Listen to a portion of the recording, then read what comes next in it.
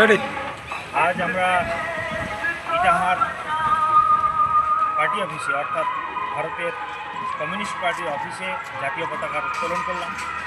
ভারতবর্ষের ৭৮তম স্বাধীনতা দিবস পূর্তি এবং ৭৯তম স্বাধীনতা দিবসের এই লগ্নে পতাকা উত্তোলনের মধ্য দিয়ে আমরা যে বার্তা দিতে চাইছি সেটা হচ্ছে এই যে গোটা ভারতবর্ষ জুড়ে বর্তমান ইতিহাসকে যে বিকৃত করে একটা নতুন ইতিহাস, মন গড়া ইতিহাস লেখার যে প্রবণতা আমরা দেখতে পাচ্ছি, আজ তার বিরুদ্ধে আমাদের এখান থেকেই লড়াই জারি হলো।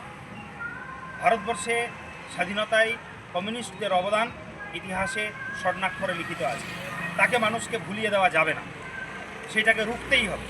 একই সাথে ভারতবর্ষের স্বাধীনতার যে গর্ব, স্বাধীনতার সঙ্গে সঙ্গে আমাদের সংবিধানের যে অধিকারগুলো সেগুলোকে যে নস্যাৎ করে দেওয়ার প্রবণতা চলছে, তার বিরুদ্ধে এই পতাকা উত্তোলনের মধ্য দিয়ে আমরা লড়াই জারি করলাম। এখানে উপস্থিত কমরেডদের সবাইকে অনেক ধন্যবাদ।